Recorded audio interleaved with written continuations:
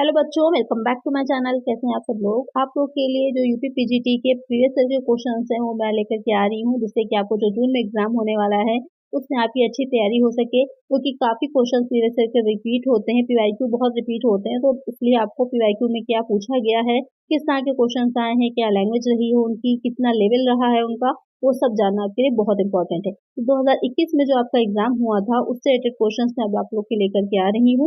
30 questions मैंने previous video में आप लोग को सॉल्व करवाए थे। इसके आगे 21 क्वेश्चन से हम पढ़ेंगे और बहुत से क्वेश्चन से निकल करके आते हैं जो कि आपके आने वाले एग्जाम में जून में जो होने वाला है पूछे जाने वाले हैं। अब काफी टाइम आपका कम रह गया है, हार्डली 60 डेज आप लेकर के चलिए कि रह गए आपके पास। तो आपको अच्छे से तैयारी उसके लिए करनी है, जिससे कि अब जो एग्जाम होने वाला है आप उसमें 100% प्रिपरेशन के साथ अपनी वो एग्जाम दे सकें। क्योंकि आपको भी पता है वैकेंसीज बहुत कम आ रही हैं, तो जो भी वैकेंसी आ रही है वहाँ पर आप 100% अपनी तैयारी के साथ दीजिए, जिससे कि एक सीट आपकी हो उसमें। तो यहाँ पर 21 क्वेश्चन से स्टार्ट करते हैं, लेकिन ऐसे ही वीडियोस आपको मिलती रहे इसके लिए चैनल को सब्सक्राइब जरूर कर दीजिएगा। और कौन सी बुक्स आपके लिए हेल्पफुल हो सकती हैं तो मैंने टैग करी हुई हैं, उनमें से आप बुक्स को परचेज कर सकते हैं और काफ़ी हेल्पफुल रहेंगे आपके एग्जाम के लिए। तो शुरू करते हैं, इसमें 21 क्वेश्चन लेते हैं। व्यवसायिक अनुमान के संबंध में निम्नलिखित कथनों में से कौन सा एक सही नहीं है। In case of business forecasting which of the following statement is not correct. यहाँ पर कह रहा है कि क्या सही नहीं है, कौन सा करेक्ट नहीं है। तो यहाँ पर ध्यान देना है हमको कि बिजनेस फोरकास्टिंग से कौन सा रिलेटेड नहीं होगा स्टेटमेंट, वही हमारा सही आंसर होगा। पहला पॉइंट जो है, अल्प विस्तार पूर्वानुमान विधि विस्तार पूर्वानुमान से कम सही होते हैं। Short range forecast are less accurate than long range forecast. यहाँ पर पहला ही पॉइंट गलत लग रहा है, क्योंकि कह रहा है कि शॉर्ट रेंज फोरकास्ट जो होते हैं वो ज्यादा एक्यूरेट नहीं होते हैं लॉन्ग रेंज फोरकास्ट से। यहाँ पर ये कह रहा है कि अल्प विस्तार पूर्वानुमान, जब हम कोई कम टाइम में किसी चीज का पूर्वानुमान कर रहे हैं, कम समय के लिए कर रहे हैं, तो ज्यादा एक्यूरेट होते हैं rather देन जो लॉन्ग टर्म से होते हैं। क्यों? क्योंकि लंबी अवधि में चेंजेस बहुत से हो सकते हैं, पूरी इकोनॉमी चेंज हो सकती है, सारी चीजें बदली जा सकती हैं। लेकिन शॉर्ट टर्म में अभी आप अगर 1 महीने के लिए कुछ डिसाइड करिए, 2 महीने के लिए, 6 महीने के लिए, और वही आप अपना 3 साल 4 साल के लिए करिए, तो 3-4 साल में सिचुएशन बहुत बदल जाएंगी। तो इसलिए यहाँ पर पहला ही पॉइंट यहाँ पर गलत लग रहा है। लेकिन और देख लेते हैं। कार्यशैली पूर्वानुमान के अंतर्गत गत अनुभव से प्राप्त समूहों का विश्लेषण किया जाता है, ये तो पॉइंट सही है। निर्देशांक पूर्वानुमान की विधियों में से एक है, ये भी करेक्ट है।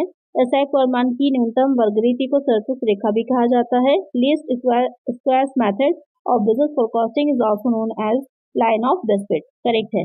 पहला ही पॉइंट यहाँ पर गलत हो जाएगा, बाकी तीनों पॉइंट आपके सही कह रहे हैं। तो और 3 क्वेश्चन आपके यहाँ पर से क्लियर हो गए कि जो आपके जो काल श्रेणी होती है, टाइम सीरीज होती है, वहां पर आपके पास एक्सपीरियंस वाले जो डाटा है उसको लिया जाता है। करेक्ट है। इंडेक्स नंबर आपके फोरकास्टिंग के एक मेथड है, ये भी करेक्ट है। और यहाँ पर सबसे उपयुक्त व्यवसायिक पूर्वानुमान की विधि जो है वो न्यूनतम वर्गरीति होती है।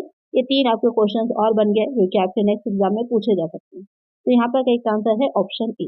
इसलिए इंपॉर्टेंट होता है पीवाईक्यू को लगाना। चलिए नेक्स्ट क्वेश्चन पे चलते हैं। नेक्स्ट क्वेश्चन है, टेलर के क्रियात्मक संगठन में टोली नायक in Taylor's functional organisation gang boss जो होता है उसके बारे में पूछा गया है। कार्य की गुणवत्ता की जांच करता है, inspect of quality of work, आदेश और निर्देश जारी करता है, इशू ऑर्डर्स एंड इंस्ट्रक्शन, उपकरण व मशीनें तैयार करवाता है, सेटअप टूल्स एंड मशीन, उत्पादन लागत के निर्धारण के लिए आंकड़े संकलित करता है, compiles data for ascertainment of cost of production. तो गैंग बॉस जो होता है वो क्या करता है, ये क्वेश्चन पूछा है। जो फंक्शनल ऑर्गेनाइजेशन है किसका है, टेलर का है। एक चीज ये क्लियर हो गई। अब कह रहा है कि जो गैंग बॉस में टोली नायक है वो क्या कर रहा है, वो क्या करता है, उसका काम होता है उपकरण और मशीनें तैयार करवाना, सेटअप टूल्स एंड मशीन। का आंसर हो जाएगा ऑप्शन सी। एक क्वेश्चन और आता है, जो टोली नायक होता है, गैंग बॉस होता है, वो किस मैनेजमेंट, किस स्तर के मैनेजमेंट में आता है। जैसे कि आपको पता ही है कि 3 लेवल मैनेजमेंट होता है। मैनेजमेंट के 3 लेवल्स होते हैं। टॉप लेवल होता है आपका, मिडिल लेवल होता है और लोअर लेवल मैनेजमेंट होता है। 3 होता है। तो यहाँ पर ये भी क्वेश्चन आ जाता है कि कौन से लेवल में आता है ये जो आपका गैंग बॉस होता है। तो इसका आंसर आप लोग मुझे कमेंट करिए कि जो गैंग बॉस है वो किस लेवल के मैनेजमेंट का हिस्सा होता है। तो एक आंसर यहाँ पर ऑप्शन सी रहेगा। चलिए नेक्स्ट क्वेश्चन लेते हैं। नेक्स्ट क्वेश्चन है, निम्नलिखित वाक्यों को ध्यान में रखते हुए सही विकल्प को पहचानिए। Consider the following statement and identify the right one. सही आपको बताना है कि क्या है। जनांकीय संक्रमण सिद्धांत के अनुसार प्रथम चरण में जन्म दर निम्न होती है किंतु मृत्यु दर ऊंची रहती है। According to the theory of demographic transition in the first stage birth rate is low but death rate is high, उनके मध्य अंतर अधिक होता है। The difference between then is high. यहाँ पर क्वेश्चन क्या कह रहा है कि जो आपके जनांकीय संक्रमण सिद्धांत होता है उसमें ये कह रहा है कि जो फर्स्ट इसका स्टेज होता है वहां पर जो जन्म दर होती है वो कम होती है, निम्न होती है, और उसके बाद जो मृत्यु दर होती है लेकिन वो ऊंची रहती है। और सेकंड पॉइंट कह रहा है कि उनके मध्य जो डिफरेंस होता है, अंतर जो होता है वो बहुत ज्यादा होता है, बहुत अधिक होता है। तो यहाँ पर आपको बताना है कि इसमें से हो सकता है कोई एक पॉइंट सही हो, दोनों पॉइंट सही हो, या फिर दोनों ही ना सही हो, कुछ भी यहाँ पर क्वेश्चन आपका हो सकता है। तो यहाँ अगर हम देखें तो यहाँ पर ये दोनों ही पॉइंट क्या हो जाते हैं, रॉन्ग हैं, गलत हैं, ना तो ए और ना ही बी। अब क्यों ऐसा है इसके बारे में थोड़ा सा देख लेते हैं कि ऐसा क्यों होता है। तो जनांकीय संक्रमण एक घटना या सिद्धांत है जो उन समाजों में उच्च जन्म दर और उच्च शिशु मृत्यु दर से ऐतिहासिक बदलाव को संदर्भित करता है जो न्यूनतम प्रौद्योगिकी, शिक्षा और आर्थिक विकास के साथ है। यानी कि ये वाली जो घटना होती है वो ये सिद्धांत उस समाज में या उस सोसाइटी के लोगों पर आता है जिनके पास क्या है, टेक्नोलॉजी अच्छी नहीं है, जो एजुकेटेड नहीं होते हैं, विशेष रूप से महिलाएं वहाँ पर के एजुकेटेड नहीं है और वहाँ पर बहुत ज्यादा इकोनॉमिक डेवलपमेंट नहीं हो पाया है। निम्न जन्म दर और निम्न मृत्यु दर उन समाजों में है जो उन्नत प्रौद्योगिकी, शिक्षा और आर्थिक विकास के साथ है। यानी कि वहाँ पर आज के टाइम में देश जैसे कि देखिए बहुत ज्यादा पॉपुलेशन बढ़ चुकी है, इतना ज्यादा बेरोजगारी है, इतनी ज्यादा लोगों के लिए अपना मनी अर्न करना इतना हार्ड हो रहा है, तो लोग ज्यादा से ज्यादा कोशिश करते हैं कि एक या दो ही बच्चों के प्रेफर करते हैं, उससे आगे नहीं जाना चाहते। क्यों? क्योंकि उन्हीं को पढ़ाना, उनकी एजुकेशन को उनको एक अच्छा स्टेटस देना ही आसान नहीं होता है। तो अगर वहाँ पर एजुकेशन है, लोग समझ रहे हैं, अपने सिचुएशंस को जान रहे हैं, तो वहाँ पर जन्म दर भी निम्न रहती है, और जान रहे हैं इसलिए ही वो अपनी हेल्थ का भी उतना ध्यान रख पाते हैं, इसलिए वहाँ पर मृत्यु दर भी निम्न रहती है। तो ये पॉइंट्स हैं जिसकी वजह से यहाँ पर ना तो आपका ए पॉइंट करेक्ट होगा ना ही बी वाला। तो एक आंसर यहाँ पर हो जाएगा ऑप्शन डी। चलिए नेक्स्ट क्वेश्चन लेते हैं। नेक्स्ट क्वेश्चन है, किस अंश के निर्गम मूल्य पर अंकित मूल्य का आधिक्य कहलाता है? Excess of face value over issue price of a share is called. लाभ, बट्टा, हानि, प्रतिभूति प्रीमियम। तो क्वेश्चन यहाँ पे क्या कह रहा है, किसी अंश के निर्गम मूल्य पर अंकित मूल्य का आधिक्य। निर्गम मूल्य यानी कि जिस मूल्य पर उसे इशू किया जा रहा है, इशू प्राइस जो उसका है, यहाँ पर जिस मूल्य पर हम उसे इशू कर रहे हैं, जो उसका इशू प्राइस है, जो कि क्या कह रहा है, निर्गम मूल्य पर अंकित मूल्य का आधिक्य, यानी अंकित मूल्य जो उसका है, जो उस पर फेस वैल्यू है उसकी ज्यादा है, और निर्गम वैल्यू जो है उसको जो हम इशू कर रहे हैं वो कम कर रहे हैं। इस तरह से समझ लीजिए फेस वैल्यू 100 है और इशू हम कर रहे हैं उसे 98 पर, तो बीच का डिफरेंस जो 2 रुपए का आ रहा है वो क्या है, वो आपका डिस्काउंट हो जाता है। यही क्वेश्चन आपसे पूछ रहा है कि एक आंसर हो जाएगा ऑप्शन बी। तो यहाँ बस क्वेश्चन की लैंग्वेज को आपको समझना है कि क्वेश्चन यहाँ पर क्या आपसे कह रहा है। जब आपको क्वेश्चन की लैंग्वेज समझ में आ जाएगी तो आंसर यहाँ पर सही होगा। तो करेक्ट आंसर हो जाएगा ऑप्शन बी। चलिए नेक्स्ट क्वेश्चन है,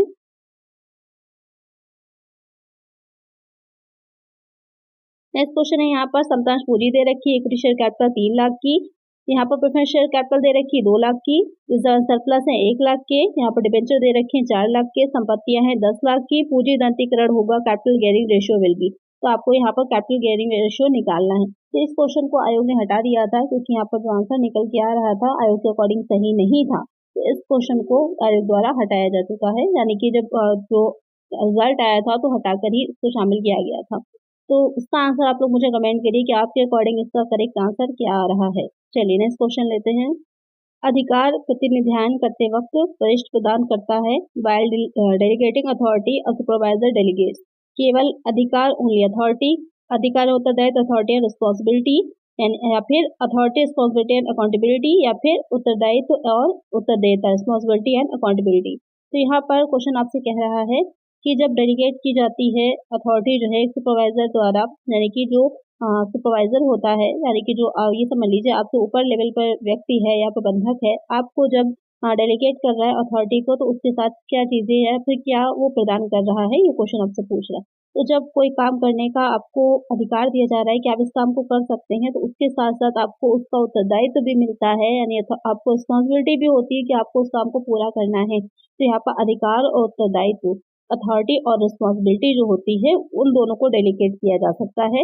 यहाँ पर उत्तरदेयता जो होती है, अकाउंटेबिलिटी वो नहीं होती है, क्योंकि अकाउंटेबल जो होगा वो काम करने का अधिकार जो था वो उसका था, वो काम उस व्यक्ति को करना था जिसको वो आपको डेलीगेट कर रहा है। तो उत्तर देना जो है, अकाउंटेबिलिटी जो है वो उसी व्यक्ति की ही रहेगी, लेकिन यहाँ पर अथॉरिटी और रिस्पॉन्सिबिलिटी जो होती है वो ही ट्रांसफर की जा सकती है। तो एक आंसर यहाँ पर हो जाएगा ऑप्शन बी। चलिए नेक्स्ट क्वेश्चन है, उत्पादन लागत होती है कॉस्ट ऑफ प्रोडक्शन इज मूल लागत प्लस कारखाना परिव्यय, prime cost plus factory overhead, कारखाना लागत प्लस प्रशासनिक यानी कि factory cost plus administrative overhead, प्रत्यक्ष लागत प्लस अप्रत्यक्ष व्यय, direct cost plus indirect expense, prime cost plus administrative overhead. तो यहाँ पर उत्पादन कॉस्ट ऑफ प्रोडक्शन लागत जो है उसमें क्या चीजें शामिल होती हैं? तो वैसे तो आप कॉस्ट ऑफ प्रोडक्शन की जब हम बात करें तो वहाँ पर आपकी प्राइम कॉस्ट होती है, सबसे पहले प्राइम कॉस्ट होती है, उसमें हम ऐड करते हैं जो प्राइम कॉस्ट है, वहाँ पर हम फैक्ट्री ओवरहेड जो होते हैं उनको ऐड करते हैं, तो हमारी निकल के फैक्ट्री कॉस्ट आ जाती है। फिर उस फैक्ट्री कॉस्ट में हम क्या ऐड करते हैं? उस फैक्ट्री कॉस्ट में हमारे जो ऑफिस ओवरहेड होते हैं वो ऐड किए जाते हैं। उनको ऐड करने के बाद हमारी कॉस्ट ऑफ प्रोडक्शन कहिए या फिर ऑफिस कॉस्ट कहिए निकल करके आ जाती है। तो यहाँ पर अब हम अगर आंसर के अकॉर्डिंग देखें, जो क्वेश्चन आपके दे रखे हैं, क्वेश्चन में जो ऑप्शन दे रखे हैं उसके अकॉर्डिंग अगर हम देखें तो यहाँ पर क्या आ रहा है कि जो फैक्ट्री कॉस्ट है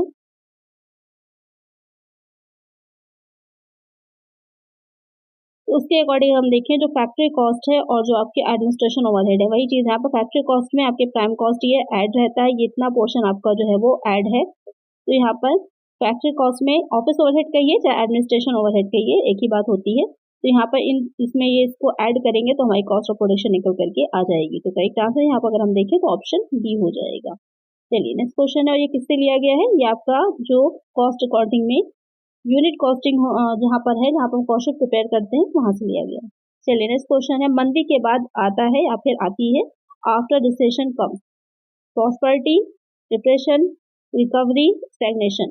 तो यहाँ पर क्या चीज मंदी के बाद आती है, ये क्वेश्चन आपसे पूछ रहा है। तो यहाँ पर मंदी जो होती है, जब ऐसा पीरियड होता है जहाँ पर क्या रहता है कि मंदी जो है मतलब बहुत ज़्यादा मार्केट में वस्तुओं की जो महंगाई बहुत ज़्यादा बढ़ गई है, रुपए की वैल्यू बिल्कुल घट गई है, तो वहाँ पर उस सिचुएशन में जो आती है उसके बाद वाली सिचुएशन उसको हम कहते हैं अवनति। तो एक आंसर क्या हो जाएगा? Option B. कि यहाँ पर देख सकते हैं आप कि उद्देश्य के अनुसार कोई स्पष्ट लक्षण नहीं होते जहाँ हम कह सकते हैं कि मंदी के बाद अवसाद आता है। हम एक बेरोजगारी दर या वाई जीडीपी विकास से प्रभावित है, यहाँ हम अवसाद की स्थिति में होते हैं। यानी कि आपको मैंने बताया था पहले भी कि कुछ इस तरह से इसको बनाया जाता है कि पहले आपका सबसे पहले हम जो है प्रॉस्पेरिटी की तरफ जा रहे होते हैं, फिर धीरे धीरे क्या होता है यहाँ पर मंदी की स्थिति आने लगती है, फिर हम अवनति में जाते हैं, फिर दोबारा हम रिकवरी के उस पर जाने लगते हैं। तो ये कुछ इस तरह से इसका अगर कहें फिगर जो बनता है तो इस तरह का आता है। तो एक आंसर क्या हो जाएगा यहाँ पर? ऑप्शन बी हो जाएगा। चलिए नेक्स्ट क्वेश्चन है, आयातित पूंजी का वह भाग जिसे कंपनी के समापन के समय यांत्रित किया जा सकता है कहलाता है। The portion of uncalled capital that can be called up only on winding up of the company is known as अधिकृत पूंजी, authorized capital, issued capital, subscribed capital, reserve capital। Question क्या कह रहा है? ऐसी पूंजी अनकॉल्ड कैपिटल का भाग है जिसे कि आप जब तक कंपनी जो होगी विक्टर में समापन में नहीं जाती तब तक आप उसका यूज नहीं कर सकते। वो क्या कहलाता है? तो उसे हम रिजर्व कैपिटल कहते हैं, वो संचित पूंजी कहलाती है। एक आंसर हो जाएगा ऑप्शन डी। अधिकृत पूंजी कौन होती है? जो कि कंपनी का जो मेमोरेंडम ऑफ एसोसिएशन होता है, पाशा सीवा नियम होता है, उसमें लिखी रहती है। निर्गमित पूंजी जो इसका अधिकृत पूंजी का जो भाग निर्गमित करने के लिए रखा जाता है वो इशूड कैपिटल है। उसके बाद जो कि लोगों द्वारा मांगा जाएगा भाग वो हो जाता है सब्सक्राइब कैपिटल, और जो उसी का भाग जो होगा रिजर्व कैपिटल, यानी कि उसको रिजर्व करके आप जब तक रखे रहेंगे जब तक कि कंपनी का समापन का समय नहीं आ जाता, तो आपका संचित पूंजी है। एक आंसर हो जाएगा ऑप्शन डी। चलिए नेक्स्ट क्वेश्चन पे चलते हैं। साझेदारी के समापन जिस कारण हो सकता है वह है द पार्टनरशिप में come to an end due to the साझेदार की मृत्यु पर, डेथ ऑफ ए पार्टनर, किसी साझेदार का दिवालिया होना, इंसॉल्वेंसी ऑफ ए पार्टनर, सभी साझेदारों की सहमति द्वारा, consent of all partner, all of the above. यानी कि क्वेश्चन कह रहा है कि जो पार्टनरशिप है वो कैसे समाप्त हो सकती है, किस तरीकों से। तो साझेदार की मृत्यु पर भी समाप्त हो जाएगी, कोई साझेदार दिवालिया हो जाता तब भी, या फिर सभी साझेदार आपस में सहमति द्वारा भी। तो करेक्ट आंसर हो जाएगा यहाँ पर हमारा ऑप्शन डी। किसी भी प्रकार से समाप्त हो सकती है, जैसे कि साझेदारी अधिनियम 1932 के अनुसार साझेदारी का समापन किसी प्रकार से भी हो सकता है, साझेदार की मृत्यु होने पर, साझेदार की दिवालिया होने पर या फिर सभी साझेदारों की सहमति से भी। तो एक आंसर यहाँ पर हमारा हो जाएगा ऑप्शन डी। Next question. आपने देखा कि कितने इजी क्वेश्चंस आए हुए थे, बहुत ज़्यादा डिफिकल्ट नहीं आए थे, काफ़ी मॉडरेट लेवल का पेपर रहा था। चलिए नेक्स्ट क्वेश्चन है, स्थायी संपत्तियों पर ह्रास की गणना की जाती है उनके। The depreciation on fixed asset is computed on their. पुस्तक मूल्य बुक वैल्यू पर, बाजार मूल्य मार्केट वैल्यू पर, वसूली योग्य मूल्य रियलाइजेबल वैल्यू पर, अवशेष मूल्य स्क्रैप वैल्यू पर। तो जो स्थायी संपत्तियां होती हैं उन पर डिप्रिसिएशन हम चार्ज करते हैं वो किस मूल्य पर, किस वैल्यू पर करते हैं, तो वो पुस्तक मूल्य पर की जाती है, बुक वैल्यू पर किया जाता है। एक आंसर क्या हो जाएगा ऑप्शन है। अगर यही पूछा जाता है कि जो आयकर होता है, इनकम टैक्स जो है, जो आयकर अधिनियम है, उसमें जो हम डिप्रिसिएशन चार्ज कर रहे हैं वो किस मूल्य पर होता है, तो वो आपका WDV रिटेन डाउन वैल्यू जो होती है, यानी कि अपलिखित मूल्य जो होता है उस पर चार्ज किया जाता है। ध्यान में रखिएगा दोनों ही चीजों को। चलिए नेक्स्ट क्वेश्चन है, प्रतिभूति प्रीमियम है, सिक्योरिटी प्रीमियम इज ए। पूंजीगत प्राप्ति कैपिटल रिसिप्ट, आयकर प्राप्ति रेवेन्यू रिसिप्ट, व्यक्तिगत प्राप्ति पर्सनल रिसिप्ट या फिर चालू दायित्व करंट लायबिलिटी। सिक्योरिटी प्रीमियम क्या होता है, जैसे कि अभी मैंने आपको बताया था कि 100 रुपये जो था वो उसका अंकित 100 रुपये जो था वो उसका अंकित मूल्य था और उसको हमने इशू कितने पे किया था, 98 पर हमने उसको इशू किया था। तो ये 2 रुपये क्या था, ये 2 रुपये डिस्काउंट थे। यही अगर हम 100 रुपये के शेयर को अगर हम इशू करते हैं 102 रुपये पर, तो अब 2 रुपये का जो डिफरेंस है यही आपका क्या हो जाता है, इसे ही हम सिक्योरिटी प्रीमियम कहते हैं।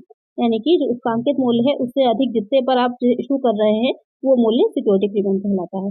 अब ये किस तरह की रिसिप्ट होती है या फिर दायित्व होता है, तो ये आपका क्या हो जाता है, इसे हम कैपिटल रिसिप्ट बोलते हैं, ये पूंजीगत प्राप्ति होती है। एक आंसर यहाँ पर हो जाएगा ऑप्शन ए। तो इसको इस तरह से भी समझ सकते हैं कि जितना भी अधिक आपको जो है उसको मिल रहा है अंशों को निर्गमन करने पर वो आपका सिक्योरिटी प्रीमियम हो जाता है, पूंजीगत प्राप्ति मानी जाती है। और इसका यूज जो होता है कुछ विशिष्ट उद्देश्यों के लिए आप कर सकते हैं, वैसे तो नहीं कर सकते, लाभ बांटने के लिए इसका यूज नहीं किया जा सकता, कुछ विशेष उद्देश्यों के लिए या फिर पूंजीगत उद्देश्यों के लिए ही आप इसका यूज कर सकते हैं। चलिए नेक्स्ट क्वेश्चन लेते हैं। निम्नलिखित में से कौन सी व्यवसाय को अनुमान की एक तकनीक नहीं है, which among the following is not a technique of business forecasting.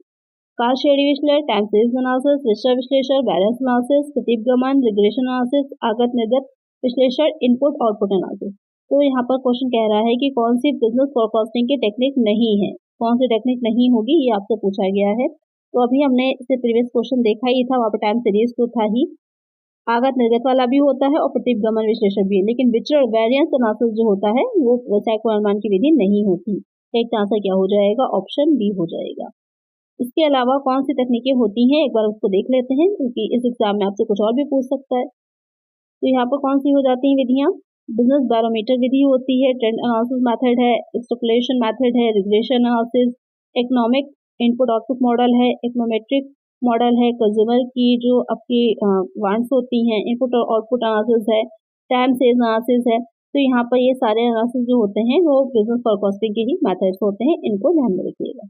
चलिए नेक्स्ट क्वेश्चन है, सम विच्छेद बिंदु होता है, ब्रेक एंड पॉइंट क्या है, ये क्वेश्चन कह रहा है। जहाँ कुल आगम लागत के बराबर होता है, where total revenue equals total cost. जहाँ कुल आगम कुल स्थिर लागत के बराबर होता है, where total revenue equals total fixed cost. जहाँ कुल आगम कुल परिवर्तनशील लागत के बराबर है, where total revenue equals total variable cost. जहाँ कुल आगम कुल लागत से अधिक होता है, where total revenue exceeds total cost. Question आपको क्या कह रहा है, ब्रेक एंड पॉइंट क्या होता है। ब्रेक एंड पॉइंट वो पॉइंट होता है जहाँ ना तो लाभ होता है ना ही हानि होती है, यानी कि ऐसा बिंदु है जहाँ पर ना तो आपको प्रॉफिट मिलता है ना ही कोई हानि होती है।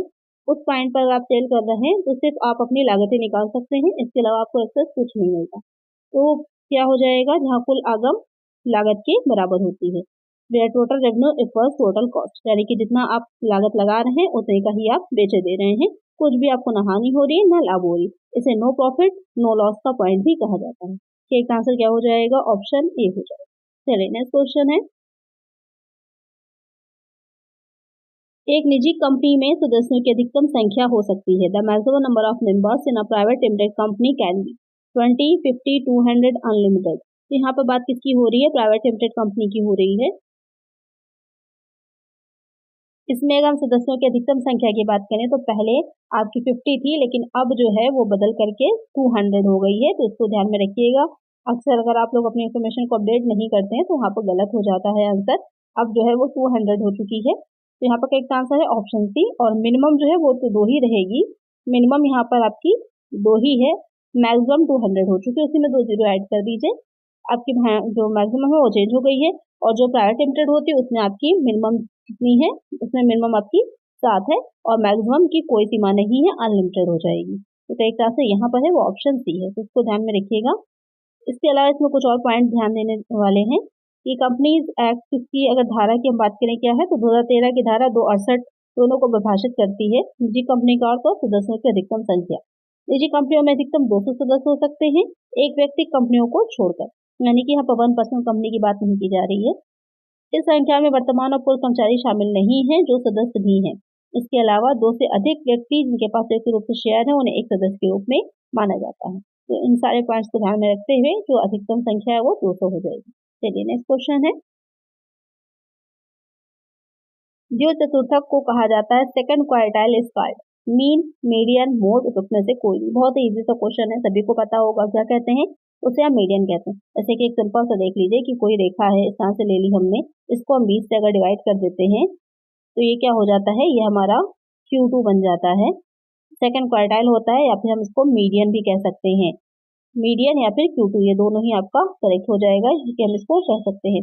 अब इसी को ही अगर हम और पार्ट में डिवाइड करें, यहाँ पर एक ये भी डिवाइडेशन आ जाएगा, एक ये भी। अब 4 बराबर भागों में हमने बांट दिया, एक ये भाग हो गया, एक ये हो गया, एक ये हो गया और एक ये हो गया।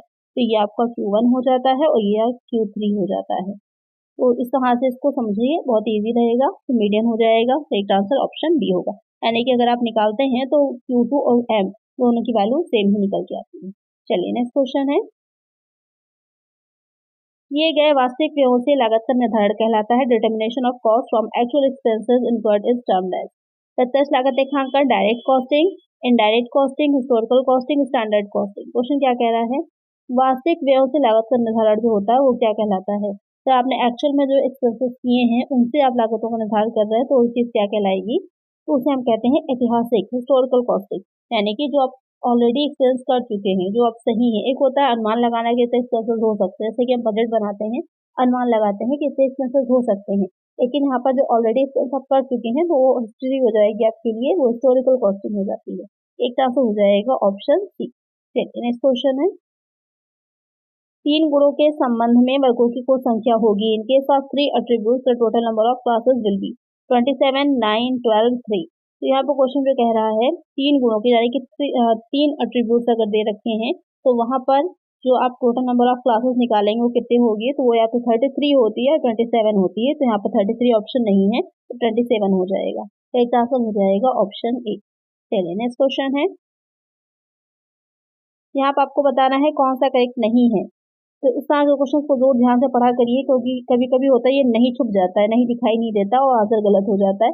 क्या सही नहीं है, क्या करेक्ट नहीं है स्टेटमेंट, ये पूछा है। प्रबंधकीय लेखांकन और लागत लेखांकन दोनों ही स्वभाव से एक दूसरे के पूरक हैं। Managerial accounting and cost accounting both are complementary to each other in nature. Correct है, दोनों ही एक दूसरे के पूरक होते हैं। प्रबंधकीय लेखांकन का संबंध इस लेखा सूचना से है जो कि प्रबंध के लिए उपयोगी होती है। Managerial accounting is concern with the accounting information that is useful to the management. ये भी पॉइंट सही कह रहे हैं। प्रबंधकीय लेखांकन केवल परिमाणात्मक सूचनाओं का विवरण को सम्मिलित करता है। Managerial accounting includes detail of quantitative information only. तो यहाँ पर ये वाला पॉइंट है थोड़ा सा डॉटेड है। डी वाला देखते हैं, प्रबंधकीय लेखांकन लागत लेखांकन पर निर्भर होता है। Managerial accounting depends on cost accounting. Correct है, कॉस्ट अकाउंटिंग जो है, मैनेजरियल अकाउंटिंग जो की जाती है वो सबसे बाद में आती है। पहले फाइनेंशियल अकाउंटिंग की जाएगी, कॉस्ट अकाउंटिंग की जाएगी, उसके बाद मैनेजरियल अकाउंटिंग पे आ जाता है। तो ये डिपेंड होती है, ये भी करेक्ट है। ये वाला अब यहाँ पर गलत हो जाता है, जो कि पूछा था क्या करेक्ट नहीं है। तो प्रबंधकीय लेखांकन केवल परिमाणात्मक सूचनाओं पर विवरण नहीं होता, इसमें बहुत सी चीजों पर ध्यान दिया जाता है। इसलिए आपका सिर्फ क्वांटिटेटिव इंफॉर्मेशन नहीं होती, सिर्फ मात्रात्मक जो होती है वो फाइनेंशियल अकाउंटिंग में होती है। तो यहाँ पर करेक्ट आंसर क्या हो जाएगा, ऑप्शन सी होगा। चलिए नेक्स्ट क्वेश्चन है, तो इस तरह से क्वेश्चंस को आपको डिटेल में समझना है, उसके बाद आंसर करना है, क्योंकि सीधे साधे दिखने वाले क्वेश्चंस भी काफी कभी ट्रिकी होते हैं। यहाँ पर आपसे पूछा है कि निम्नलिखित में से कौन सी तटस्थता वक्रों की विशेषता नहीं है। Which among the following is not a property of indifference curve. यहाँ पर भी पूछा गया है, समझ लीजिए कि क्या नहीं है। तटस्थता वक्र एक दूसरे को नहीं काट सकते, indifference curve can not intersect each other, correct है, क्योंकि कुछ इस तरह के ये बनते हैं, इस तरह से बनते हैं तो ये एक दूसरे को काटते नहीं हैं। नेक्स्ट कह रहा है तटस्थ वक्र का प्रत्येक बिंदु समान संतुष्टि दर्शाता है, करेक्ट है, ये जो बिंदु हैं आपस में समान संतुष्टि के ही होते हैं। कुछ इस तरह से संयोजन होता है कि हर इससे मिलने वाली संतुष्टि बराबर होती है। तटस्थ वक्र सदैव मूल बिंदु की ओर नतोदर होते हैं। Difference curve are always concave to the origin. Next है तटस्थ वक्र अपने अक्षों को नहीं छूते। Difference curve do not touch the axis. तो आप यहाँ पे देख रहे हैं कि ना एक्स को ना ही वाई को, दोनों ही अक्षों को ये जो है ये नहीं छू रहा है, तो ये वाला पॉइंट भी करेक्ट है। तो सी वाला पॉइंट जो है वही गलत हो जाता है कि सदैव मूल बिंदु के नतोदर होते हैं। नतोदर नहीं होते, वो नतोदर होते हैं। इसके बारे में अगर हम देखें कि और क्या विशेषताएं होती हैं, तो अनधिमान वक्र कभी भी क्रॉस नहीं कर सकते, करेक्ट है। जितना दूर होगा उतनी उपयुक्तता अधिक होगी, ये भी करेक्ट है। हमेशा नीचे की ओर झुके हुए होते हैं और वक्र क्या होते हैं, उत्तल होते हैं। यहाँ पर बताया था नतोदर होते हैं, गलत है। ये जो वक्र होते हैं वो उत्तल होते हैं। तो यही वाला पॉइंट क्या हो जाएगा, सी वाला पॉइंट हमारा गलत हो जाएगा। चलिए नेक्स्ट क्वेश्चन है, निम्नलिखित में से कौन सा प्रबंधकीय कार्य साधन और परिणाम से संबंधित है? Which of the following function of management is concerned with means and संगठन, ऑर्गेनाइजिंग, नियंत्रण, कंट्रोलिंग, नियोजन, प्लानिंग, निर्देशन, डायरेक्टिंग। क्वेश्चन कह रहा है कि निम्नलिखित में से कौन सा प्रबंधकीय कार्य साधन और परिणाम से संबंधित है, मीन्स और एंड से। तो इसका करेक्ट आंसर क्या होगा, आप सभी बच्चे मुझे कमेंट करिएगा कि कौन सा प्रबंधकीय कार्य साधन और परिणाम से संबंधित होता है तो फंक्शन से चारों ही आपके मैनेजमेंट के, लेकिन कौन सा फंक्शन जो है वो इससे मीन और एंड से रिलेटेड हो जाता है, यानी कि स्टार्टिंग में भी और एंडिंग में भी। और इस तरह से भी समझ सकते हैं कि उसके यूज में भी आता है और उसका एक यूज भी है। यहीं से ही नेक्स्ट वीडियो जो होगी मैं आप लोग के लिए स्टार्ट करूंगी 41 क्वेश्चन से ही। इसका आंसर सभी बच्चे मुझे कमेंट करिएगा, नेक्स्ट वीडियो में इसका करेक्ट आंसर रहेगा। तो इसके लिए लेकिन आपको चैनल को सब्सक्राइब जरूर से कर लेना है और वीडियो को लाइक ज़्यादा से ज़्यादा किया करिए। मिलते हैं नेक्स्ट वीडियो में। Thank you.